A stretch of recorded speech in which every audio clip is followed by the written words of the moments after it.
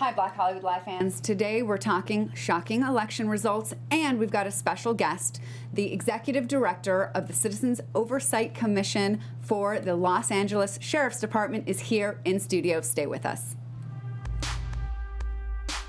You are tuned in to Black Hollywood Lives. Justice is served. All right, that was quite a mouthful, but hopefully I got that right. Hello, Justice fans. Thank you for joining us on this very shocking, sort of somber mood around here. Just one day after Election Day. My name is Galicia. Thank you for joining us on Justice is Served. I am joined by my co-host and fellow attorney, Shaka Smith, and another fellow attorney, our guest today, Brian Williams. Thank you so much for being here. Before we get into election stuff, I do want to tell our viewers and listeners a little bit about Brian and why I asked him to be here. I was so excited to have him up here that I chased him across a large ballroom in a hotel downtown Los Angeles last week. I hope I didn't scare you too much. Just a little bit. I guess not enough to keep you away. Right. I think the message you probably bring is more important than the crazy woman who brought you here. But you are a criminal defense attorney, a civil rights attorney. You've got experience in the city attorney's office. You were deputy mayor here in Los Angeles. Quite the resume. And I know I left out a million other things. CEO of Junior Achievement, which is the event that I was at where I met you. And I know that you're probably most proud of your role as father and husband. There you go, exactly. And football fan. Raider and UCLA fan. Okay, and did I leave anything else out that everybody should know about who you are? I think that's it. Okay. I think that's it. And also just recently appointed to be the executive director of, I can't believe I got the title out the first time. Let me try this again. So it's the Citizens Oversight Commission that oversees the Sheriff's Department. Los Angeles County Sheriff's Department, correct. Okay, so not LAPD, but the Sheriff's Department. All right, so we're going to table your credentials for the moment and just go like bleary-eyed Americans. We are right there with you. What has happened? I was here in this studio yesterday. We did a joint Black Hollywood Live political culture and AfterBuzz TV Trump versus Hillary. We were here for like 3 hours and as shell-shocked as America. When we left, we didn't know for sure, but the map was turning redder and redder by the moment. And then in the car on the way when Pennsylvania went, and it was just over. And that's how I knew. And I'm just, I guess shocked is the right word, but as the Bernie supporter, I can't say I was totally blown away by how this went down. I was totally blown away. I don't see how you could not be just totally blown away. Well, because I knew that there were a lot of people who did not like Hillary, who had seen the problem of this systemic corruption in our politics, who saw that Hillary wasn't going to be the champion of fixing this. I just felt like collectively we'd gotten over a hump. Donald Trump wasn't just a candidate who spoke on issues that were Republican issues, and he didn't juxtapose them. There was racism, there was misogyny, and I thought we'd gotten over a hump in this country where we said we wholesale reject those notions. So that's why I was just completely blown away. Well, I don't know, because it was so close, and mind you, Hillary Clinton won the popular vote. Yeah, no solace at all. Not by much. No solace at all.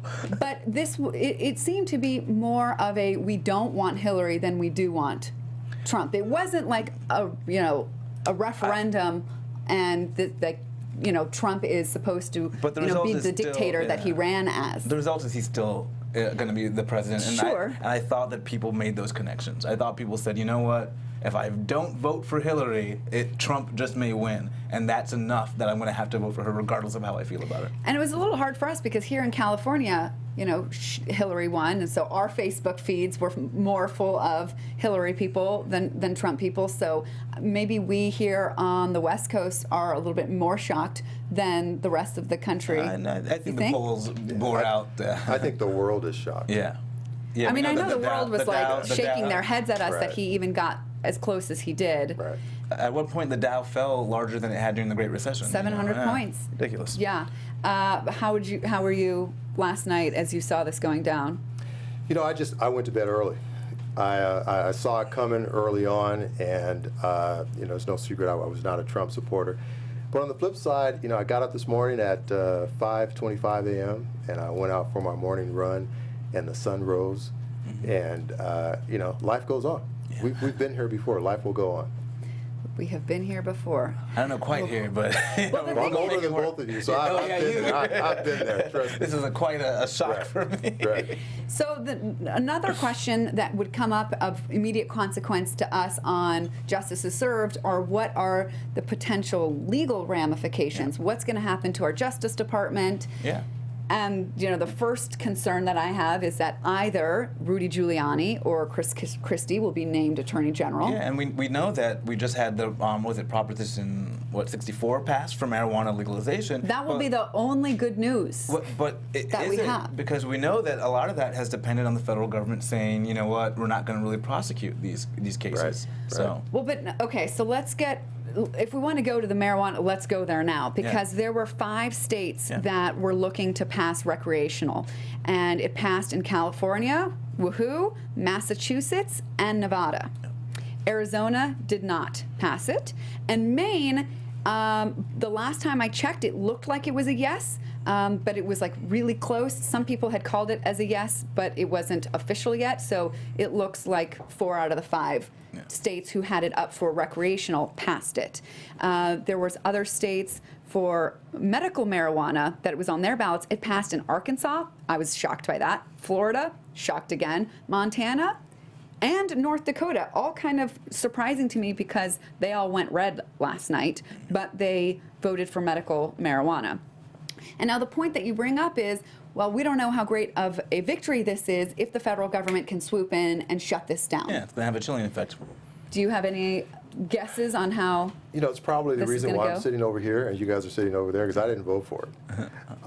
And the reason that I didn't vote for it are multifold. Number one, I think it has a disparate impact on the African American and other communities of color. What does? The ability to purchase and to sell this marijuana here in California.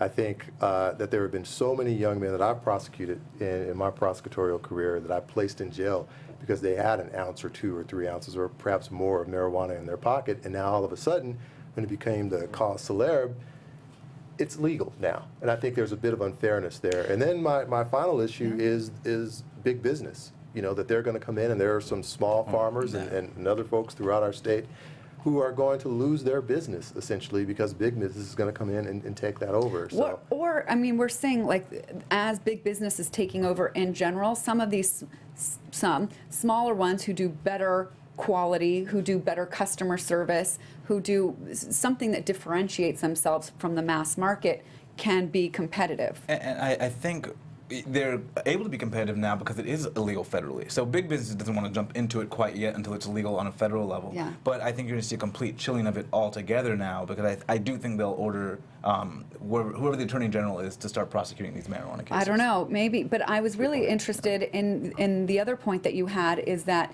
it seems unfair that there are people in prison now for something that is legal today, and I think it is unfair, and I think that it would be worse to keep that going and put more people in prison. Now, if people can stop going there and we can get those people, the non-violent drug offenders, out of prison, I'm all for that. Would that be a fair, resolution to this? To me, this is the first step of a much larger scheme that ultimately will end up, I think, in big business, taking this entire thing over.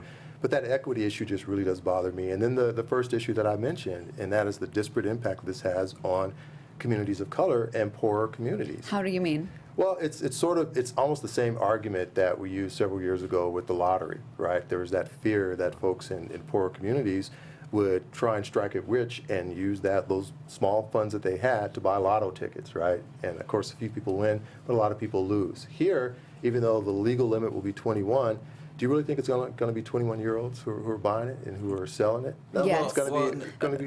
It'll trickle down. It'll trickle down. But from what I've seen in California, it's already trickled down. I agree. And so for me, that's not really a fair. I'm shocked by it. But in Colorado, when it was legalized recreationally, the teenage use did not go up. So is that a speculation on your part that it's going to go up? I know. I think it won't go up here because we've had the medical marijuana, which I think already did trickle down. Because I think we know that the medical marijuana guidelines aren't as stringent as you would want them to be. Right. So it's almost been like it's been recreational here for a while. So I think on that point, I think we'll be okay. I'm just glad that we're not going to be incarcerating more people. I think that's Yeah, for that's me. I agree with that. Yeah. That's and the question becomes, how do you enforce it, and Yeah. who's going to be the enforcees? Yeah. Right. That's That an will issue. be something quite to see. But I'm glad that we're on the same page about that we want to end incarceration over Absolutely. marijuana. And I think you'll see Barack Obama try to do as much for low-level drug offenses, nonviolent, that he can to let people out of jail. I think he'll do his best because he's already been going at a crazy clip right now. So. California also passed 57, which allows nonviolent offenders to be up for parole. So that may contribute to that, at least in California. Any idea about so now that we passed, or this many states have passed marijuana laws, we've gone from 5% of the population having access to legal marijuana to 21%. So that's a big number of people. And the other benefit, I think, of this that studies have now conclusively shown is that in states with medical marijuana available, the prescriptions for painkillers, depressive medication, anti-anxiety, many prescriptions have gone down, which makes the price of health care, in one respect, go down. Does anybody see a consolation prize? So ironically, marijuana is I solving the heard that war on before. drugs, right? You had not heard that before? I had not heard that before. Yeah. Yeah. Interesting. So I like that. And also we are seeing how, and even Trump talked about this, that a lot of America is ravaged by heroin use. And we know that a lot of people have turned to heroin because they got pain medication. Opiates. Yeah. Yeah. And then when they got too expensive, they turned to heroin, and then we've had 30 some odd thousand people die of overdoses in the last couple, not per year, in the last couple of years. That's like the same as car accidents. And so if people have an alternative pain killer method of medical marijuana, then hopefully fewer people will need the hardcore opiates, will then turn to heroin, and we can make a dent in this terrible epidemic. And I'm are you not so Time sure? will tell. Yeah. I don't know. It's time will tell. And I think that federally, it is going to be difficult, and President Obama said this on Bill Maher last week. Was it last week? I don't even know what the days of the week. I can't sleep. I don't know what's going on. But he said it's going to be very difficult. We now have more states, at least 25 states, that have it legal in some form. It won't be difficult though. And the federal For the federal government to kind of straddle and where to enforce federal law, where to leave it alone. And here's the thing, Trump has at least once, and I know it's very difficult to know what he's going to do because he's said multiple things on this, he has said on some part of this marijuana issue that it is a state's issue. Well, yeah, but I mean, the government straddled for years, I'd say before the Obama administration, prosecuting some, not prosecuting others. And so I think you will see a full, that come into play fully, and it's just going to have a chilling effect on the industry. And so these things are passing, but what will they have, or what effect will they have? I don't think there will be much, given the fact that I think the federal government will start to prosecute these guys. I don't know, I'm still hanging my hat on that they won't, that they will be focused on We'll see. other things. I mean, some of the other things I don't like are they going to round up every Yeah. Mexican-looking person? Right. Well, if I don't show up one day, that might be why. Well, what we did was surprising to me during the Trump win was private prison stocks went through the roof. And I know there was some sort of thought to when they made this commission about the way the prison system is and the jail system.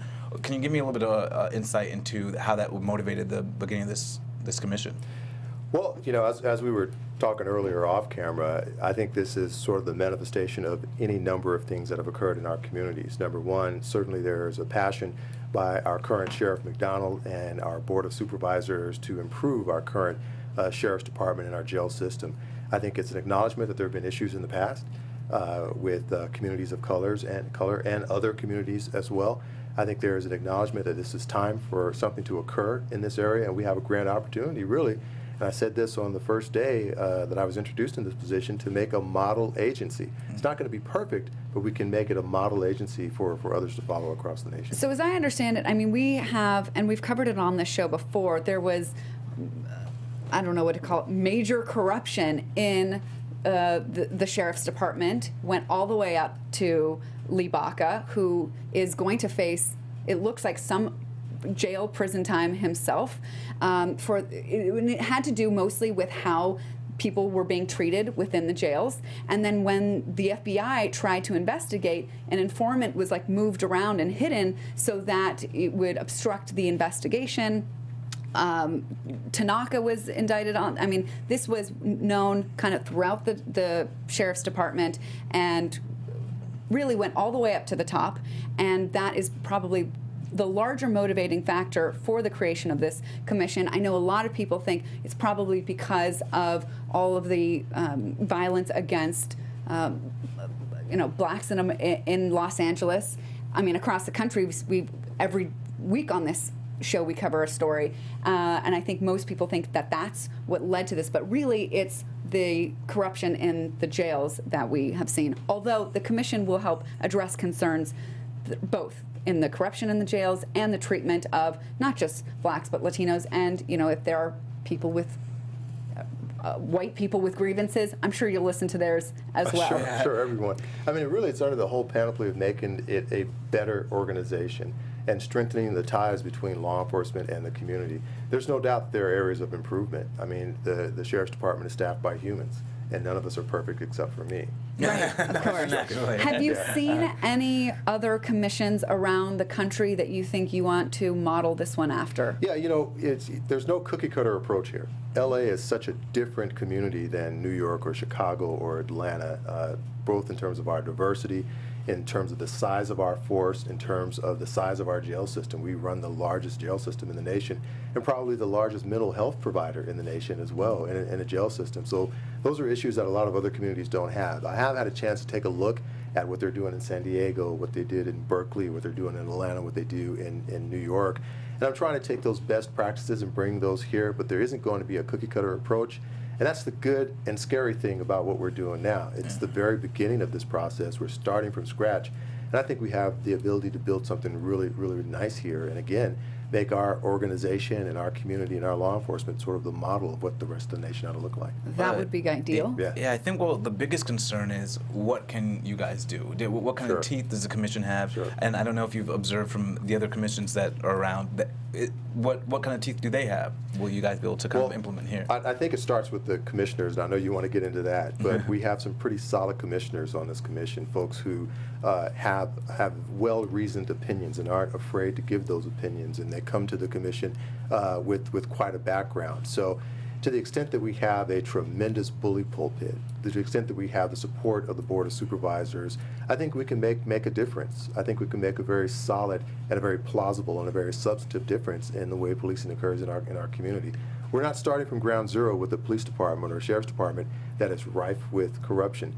We're starting at a point where we have a great sheriff in Sheriff McDonald. We have an organization that wants to get better, and we're all in sync at this point. There are going to be issues in the future, and we'll have to figure out how we're going to address those issues, but at this point, we're all moving in the same direction. And just quickly, at a minimum, you guys will be doing annual reports, correct? Yeah, that's correct. Will those be public? Oh, absolutely. Oh, okay. Yeah. One of the biggest criticisms of the commission is that nobody from the Black Lives Matter movement was selected to be on it. What response do you have to that criticism? Well, I think you ought to concentrate on who's on the commission and who isn't rather than who isn't on the commission. 5 of the commissioners were appointed by the Board of Supervisors, and then there were nominations for the commission from various organizations throughout the community-based organization, the DA's office, several other organizations. And so people who were recommended by Black Lives Matter and some of the other organizations are in fact reflected on the commission. The thing that I want everyone to know is that every voice is going to be heard. Every voice is important here, and whether you're represented on the commission or not, as long as I'm executive director, your voice is going to get heard. All right. What kind of outreach is there to the community? Because a lot of times these like board meetings get printed in these papers that no one reads, and what kind of engagement will there be to kind Well, of we're get going to people? come here first Yeah. to advertise it, right? All right. Good start. Right. Good It's not a start. good We're start. glad to have you. That's something we're going to have to work out. It's to me, it is so important to have community input here, because for us to have an effective police agency, there has to be community involvement, because the cops can't do it all themselves, neither can the community. So there has to be that interaction between the two. So there are certain legal requirements which require us to post, of course, an agenda, and we'll advertise it as best as we can. But it's my hope in the future that we will have these meetings just not in one central location, but we'll do some community meetings, just as the working group did, who put this commission together. They met throughout the entire county. I think we have to do the exact same thing. I think it's incumbent upon me and the commissioners as well to, when we have a community group that says, hey, can you come talk to us about what's going on, to be available to come out and talk and have real, honest, transparent, substantive conversations about what's going on, what we can and what we can't do, and invite those voices back to the commission meeting. So speaking of transparency, a big issue is the transparency between what law enforcement investigates and the incidents of police brutality. We see it a lot in the withholding of body cams or whatever video evidence that there is that a law enforcement person acted inappropriately. Where do you stand on the release of video footage? Well, let me take a step back and talk about the need for transparency. That is absolute paramount. Okay, we have to have a transparent organization. If people don't believe that your local law enforcement agency is legit, that they're hiding the ball, that they're constantly doing wrong, where they're not going to have respect for that agency, it's going to increase tensions between the community and that agency, and everything begins to fall apart. So it all starts with integrity and transparency, and that's something that I've preached my entire career, and it's something that I know that all the commissioners are interested in and believe in, as well as the sheriff and the majority of his deputies. So let's start with that. It's a tough job being a law enforcement official, but they're human, and things go wrong. And it's incumbent upon the Sheriff's Department and this commission and others, the community as well, to call it out when things go wrong and to make this process as transparent and as exhaustive as possible. Now, What policies have you seen from other commissions that display the kind of transparency that you're talking about? that's something I'm still researching, right? I can only tell you it's stuff that I've worked on in the past. We've made it as transparent as possible. But I also want to point out that when there is an investigation that's occurring, you can't always give all the information out to the public, right? It affects witness testimony, it affects the investigation. So we have to have a belief, and in my opinion, a very deep and abiding belief that the investigation is going to be full of integrity, that it's going to be transparent, and that we're going to get really the true story as to what occurred. Do you think if a video is withheld from the public, that you as a commission can still demand to see it, and that they will actually give it to you so that you can see it? I think that we have the voices on the commission to demand whatever evidence we need to make whatever decisions we have to make, whether that might be a video or something else. But again, that has to be balanced with the Police Officers' Bill of Rights. It has to be balanced with the investigation. Let's flesh this out. How would it violate any of the police officers' rights or impede an investigation if the commission was allowed to see a video that was being withheld from the public? Well, I think you have to go back and find the reasons why it's being withheld. So, I mean, this is hypothetical at this point. So. Yeah.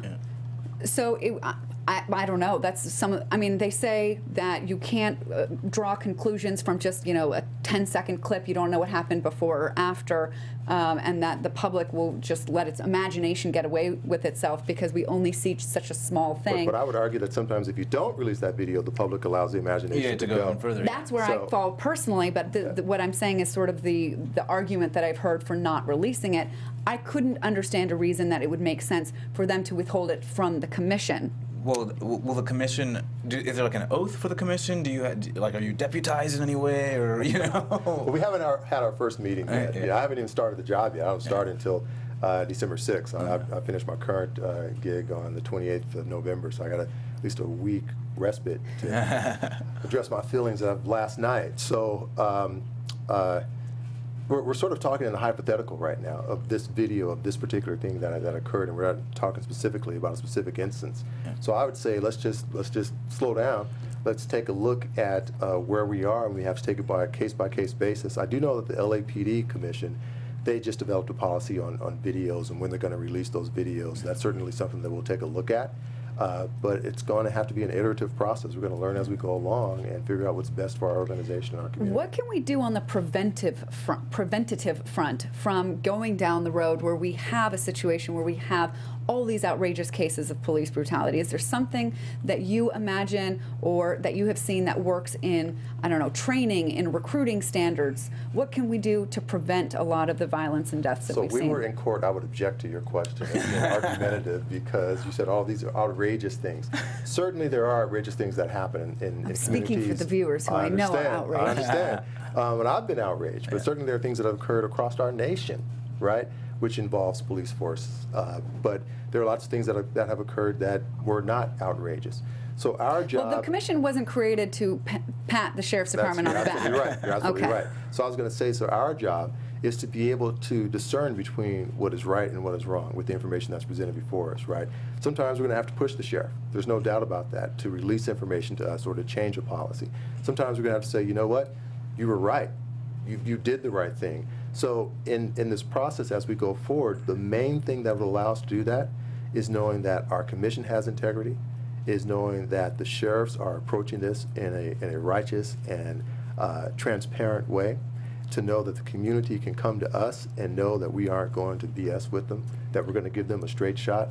It's all part of this equation to make what I hope will be a model situation. And since there's not a person from the Black Lives Matter movement on the commission, do you or do you know of somebody else on the commission who is willing to go out and be at their meetings to see what their perspective is because they got left off of this commission, whether it was because there was just no room and there was other really great candidates, but you understand at least the disappointment that they don't really have a voice. And so I would think that a great consolation prize would be for you or for one of them to say, I am, going to be an ambassador specifically between your group and this commission, and I'm going to make it my mission to be at meetings every so often or something of that nature. I think the evidence of that is, how did I get here today? Okay, well, great question. How did you get How here did today? I get here today? This crazy woman came to me during this, this me. event and said, will you come?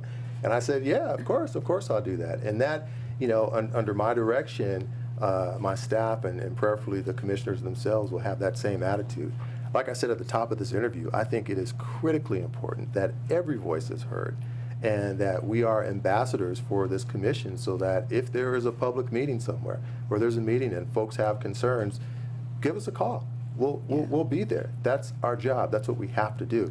Listen, if the community is not involved and engaged in this whole equation, if they don't believe that this commission can and will do what we say we're going to do, well, this is just all a game then, and I'm not about playing games. All right. And yeah, that was a concern of mine. So you guys are going to go into the jails and meet with some of these people and to really get a sense of what's going on in the system as well? Absolutely. Will you spend the night there? Voluntarily, or that's the question. You want to know about my background? So there has to be a training aspect to this, right? So there has to be a visit, and not just a visit, but multiple visits. Unannounced? Over town. In civilian clothing? When they don't know who you are? Well, we want to make sure we're able to get out. Okay. So there has to be a visit to the jail system. There has to be a training aspect. We will see how the sheriffs are trained. We'll put our commissioners through a miniaturized version of that training itself, because they have to look at it from the deputy's perspective as well as the community's perspective. And so the best way to know that is to go through that experience. Because I know you've had experience dealing with criminal defendants in jails, but not everyone on the commission has had that sort of background, right? It's a kind of a varied background. It is a varied background. So that's why I'm saying the training component is so important here, to make sure we're operating from the same basis of fact. Yeah, that's one of the things I liked about it. Was I think we had the president of the Baptist Ministers Conference on there. Right. We have a rabbi on there. Right. So I do like the diversity, and because there was some criticism that there weren't as many Hispanics or even Asian. How is the commission going to address that lack of just diversity? I think two things. Number one, we can't assume that just because a person of a particular background is not sitting on the commission, that voice is not heard or their concerns are not heard, or even that the person who's sitting on the commission cannot express those concerns. Yeah. They may not have the personal, history, but they can still express the concerns. So let's remember that. Yeah. Number two, as I said before, over and over and over again, every voice is important and every voice will be heard. That I can absolutely guarantee. If nothing else happens, you're going to have a forum to voice your opinion. And do you personally, going into this, have any ideas of reforms or policies that you would like to introduce or push?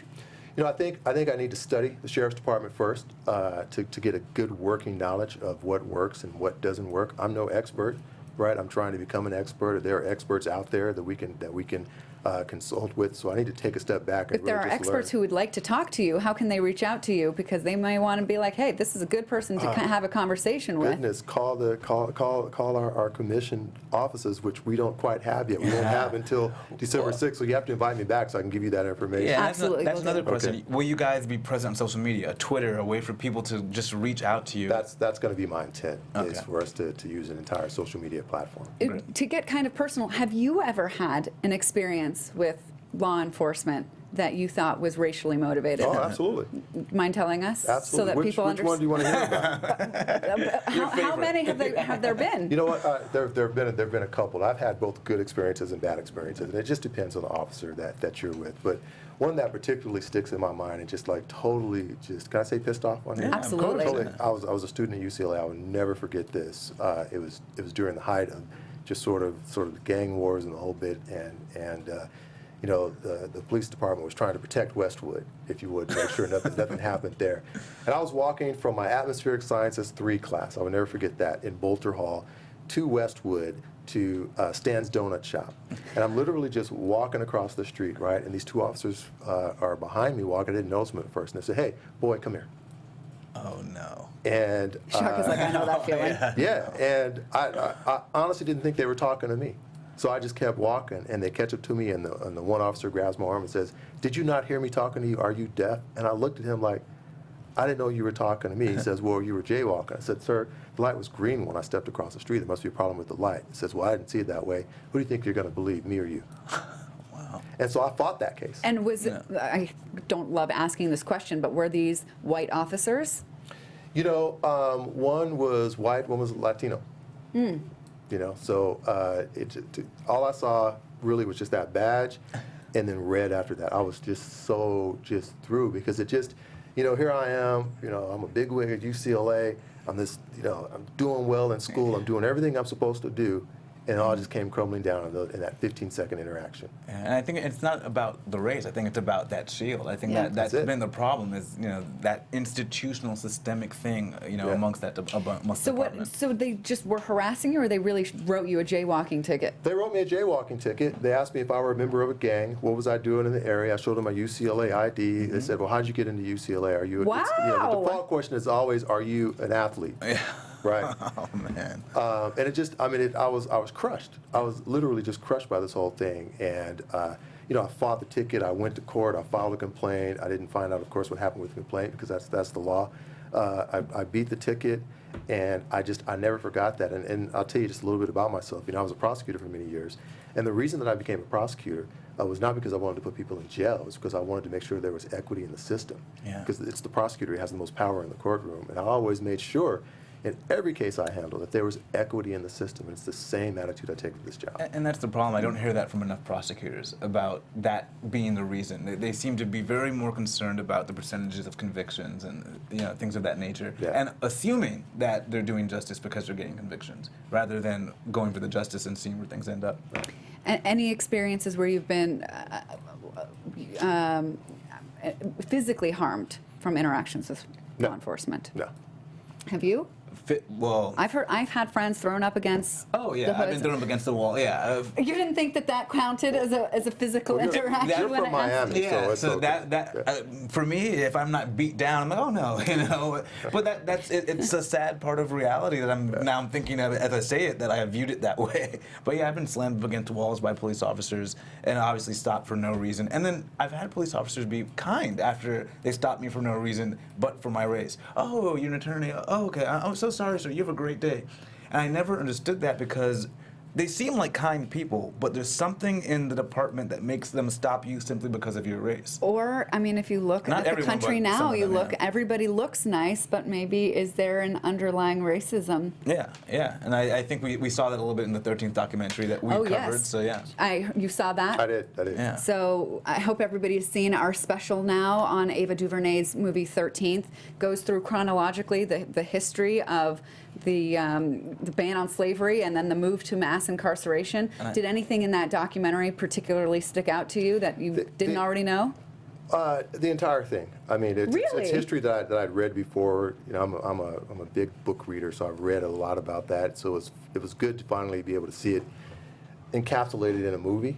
But there was nothing in it that really shocked me. Yeah, but it connected dots, I thought, in ways that I had not connected the dots. When you talk about the birth of a nation and the way they were characterizing black people, that characterization is probably the reason they see you walking down a street and assume you're part of a gang. Yeah. And so that, to me, the extrapolation from in the very beginning is what's so powerful, and I think that's what we need to start addressing, is the roots of the way we look at each other. What did you think of the role of corporations acting through ALEC that affect the laws, the private prisons, what happens with guns? And how did you react to that when you I wasn't saw that? shocked by that. It's certainly a fact of life, and I just simply wasn't shocked by it. That's why I think it is incumbent upon people who, especially those in the criminal justice system, that there has to be integrity, that there has to be transparency, and that you have to do the job for the right reasons, right? When you have a simple case where you are taking a person out of the home, a father out of the home, and all of a sudden, because you want to be a hard prosecutor, you're asking for 90 days in jail rather than 5 days or 10 days of Caltrans. When you put that person in jail for 90 days, they've lost their job, and so now all of a sudden the family can't afford the rent and the kids can't go to school. So think about the societal cost of that. Yeah. It's huge. Absolutely. It's huge. And if that happins over and over and over and over and over again, you see where we are. Yeah. Or they take a plea deal to get out and go back to work. Have a push against militarization of the police force? I mean, I know you're going to oversee the sheriffs, but do you have a personal opinion on militarization of the police force? You know, the government hands down all the big sort of war equipment Right. down to our police departments, Right. and then it creates this more adversarial attitude between police officers and the civilians, and it's just sort of causing this to get more divided amongst law enforcement and ordinary citizens. Yeah, I think it's clearly an issue. I know after Ferguson that the federal government decided they made a decision not to send so much military equipment to local police agencies. So, you know, there's a balance that you have to reach. When we had the shooting out in San Bernardino, right, or the shooter at UCLA, or the shooter at, my goodness, I think school after school, Santa Monica City College, you're happy for the lives of the officers and the lives of the civilians who were attacked, that they had some sort of Bearcat machine. But you can't take a Bearcat to a Taste of Soul on Crenshaw, right? So Yeah. there has to be some balance there. You want the officers to be protected, but that image is woefully important. Yeah. And do you as guys well. get any input on budgetary concerns? Well, the Board of Supervisors controls the budget of the Sheriff's Department, and our commission will have an opportunity to opine upon what that budget ought to look like based upon some of the decisions that we make. I think that's where a lot of stuff in terms of jail and the mistreatment of prisoners Right, goes because awry. if there's budget cuts, then that leaves the door open to private prison companies coming to take over what the government, the sheriff's department, would do. And I think that's what we've seen in other states in this country, which is how we've had this proliferation of private prisons. The federal government, that's another interesting consequence of the election, is that we're all wondering now what's going to happen to the federal That commitment. guideline, the commitment to roll back the private prison Yeah, use. completely divested Because of that was that federal came private only from prisons. the Department of Justice. Yeah. That wasn't a law that was passed, and I guess even if it was a law, it could be undone. So I hope that it stays on track. But the private prison investors probably think otherwise because their stock went way up. Yeah, but I'm choosing to be optimistic. We have this oversight commission, and it's going to exist regardless of Trump is president or not. So. And these commissions can be duplicated, and they can go to different cities. And so the fact that we can still do stuff on the ground to promote justice, I think is a very positive thing. So we're asking a lot of like hard questions about what the sheriff's department and law enforcement can be doing to make the situation better. Are you also going to be making recommendations to the community about what the community should be doing? I think it is an interactive process. God forbid I sit there in that chair, or the commissioners sit there in the chair and say, community, you need to do A, B, C, D, and E to make things better. right? When you don't know those communities. It has to be an exchange of information. It has to be an exchange of ideas and thoughts. That's what happens in the marketplace of ideas, and that's what this is. Yeah. All right. Well, any last hopes that you have as you take on this job, and before we have you back next time, while you're already? Well, I'd love to come back. Number one, right? Great. I want to mention that the Raiders are going to the Super Bowl. Oh, Let's talk about that. No, but this is really just an exciting time, I think, for our community. We have a great sheriff. We have a solid sheriff's department that can get better. Yeah. We have community interest, and as long as we are honest with one another and we're able to have honest dialogue, as long as we're able to shine a light on those things that need to have a light shown upon it, Yeah. as long as we're able to agree, at least on the fundamental things as to which direction we ought to go, then we really are going to be the model for the nation, and we're going to move this nation. I would love that. And will you respond to respectful tweets that are directed your way? I will. Okay, great. So we do have his Twitter up there. Do you want to announce it for the listeners? I can't even. I can't see. I don't have my glasses on, so I can't see that. Do you want what your Twitter handle is? Oh, it's BKWESQ06. Got it. All right. And I think that will wrap it up. Our shell-shocked post-election. We'll be back next week with more fallout from the election and whatever is the latest in legal news, as we always do. Thank you for joining me, Chelsea Galicia and Shaka Smith. We'll join you, guys. Hopefully you'll join us next time, and hopefully I'll get my words straight by next time. Thank you for having me. Yeah, Thank you so much for being here. From executives Keven Undergaro, Dario Kristen, Tiana Hobson, and the entire BHL staff, we would like to thank you for supporting Black Hollywood Live, the first online broadcast network dedicated to African American entertainment. For questions and comments, contact us. info@blackhollywoodlive.com. Like us on Facebook, tweet us, or Instagram us at BHL Online. And I am the official voice of Black Hollywood Live, Scipio, Instagram me at KingXOBay. Thanks for tuning in. The views expressed here are those of the hosts only and do not necessarily reflect the views of BHL or its owners or principals.